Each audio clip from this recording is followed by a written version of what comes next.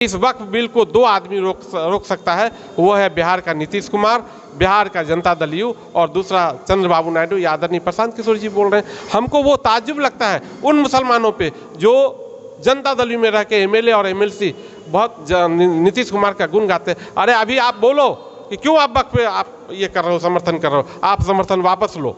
नहीं, अगर समर्थन वापस करता है आप रिजाइन कर दो, तब मुसलमान के हक में और हक और हुकूक की बात आप कर सकते हो।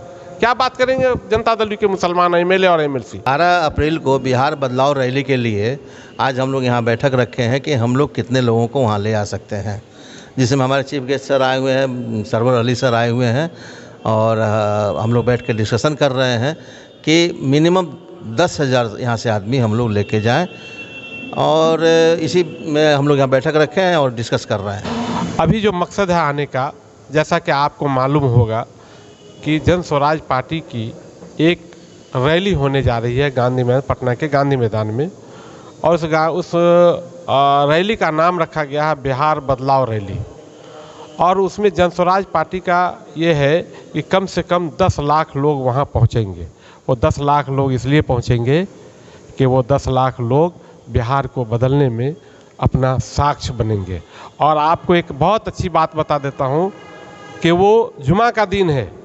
हम जुमा की नमाज के लिए 50 से 1 लाख लोगों के नमाज का एहतमाम कर रहे हैं, और वहीं मुसलमान नमाज पढ़ेगा, और मुसलमान नमाज पढ़ के वो कसम खाएगा कि आज से बिहार को बदलने के लिए हम सब मुसलमान एक होकर, जिस तरह से हमारे साथ किया गया है 35 साल में, आरजेडी हो, जदयू हो, भाजपा हो, जो भी पार्टी आई, कांग्रेस हो, जिस तरह से मुसलमानों को बर्बाद किया, मुसलमान के हक और हुकूक को ख़त्म किया, वो जन स्वराज पार्टी ही एक ऐसा विकल्प बन कर आया है, और ये बिहार को बदल सकता है, बिहार के तकदीर और तस्वीर को बदल सकता है। और उस दिन जुमा का नमाज पढ़ के पूरे बिहार का मुसलमान और हमारे गैर मुसलमान लोग दोनों मिलकर कसम खाएंगे, और वहीं से बिहार का बदलाव शुरू हो जाएगा। सर, चुनाव से पहले सभी पार्टियां ऐसी रैलियां करती हैं, वादे करते हैं, ढाक के 3 पार।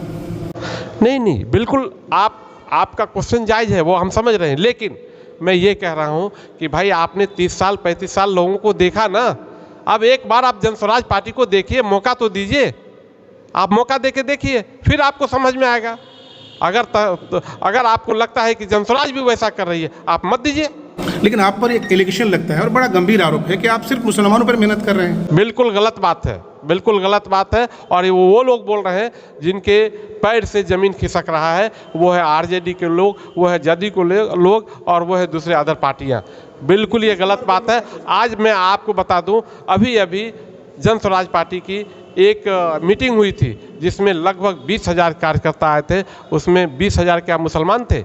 नहीं, उसमें 18% मुसलमान थे, बाकी 80% गैर मुसलमान थे। ये कहने की बात है। वो लोग बोल रहे हैं जिनको लग रहा है कि अब हमारे ज़मीन से पैर खिसक रहा है, पैर से ज़मीन खिसक रहा है। अच्छा, बिहार की तारीख में पहली बार तेजस्वी यादव सीमांचल में इफ्तार पार्टी दे रहे हैं, इसको लेकर क्या कहेंगे?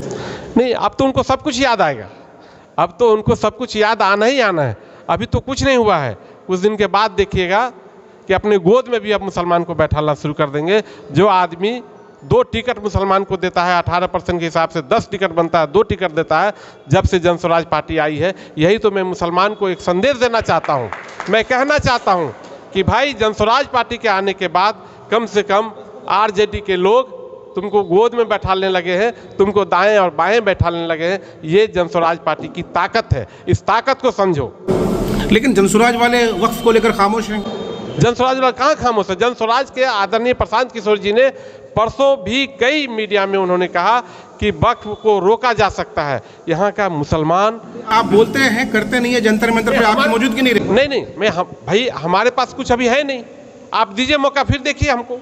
मैं ये कह रहा हूँ कि इस वक्फ बिल को 2 आदमी रोक सकता है, वो है बिहार का नीतीश कुमार, बिहार का जनता दल यू, और दूसरा चंद्रबाबू नायडू या आदरणीय प्रशांत किशोर जी बोल रहे हैं। हमको वो ताज्जुब लगता है उन मुसलमानों पे जो जनता दल यू में रह के एमएलए और एमएलसी बहुत नीतीश कुमार का गुण गाते हैं। अरे अभी आप बोलो कि क्यों आप वक्फ पे आप ये कर रहे हो, समर्थन कर रहे हो, आप समर्थन वापस लो।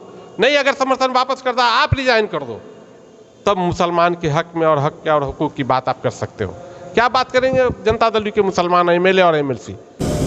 सर, आप किशनगंज आए हैं और लगातार यहाँ के पदाधिकारियों से बातचीत कर रहे हैं, क्या लगता है कितनी जो है यहाँ से आपकी मौजूदगी वहाँ दर्ज होगी? देखिए, मैं अभी घूमा हूँ, मैं सुबह से आया हूँ, मैं कई प्रखंड में गया, कई लोगों से बात किया।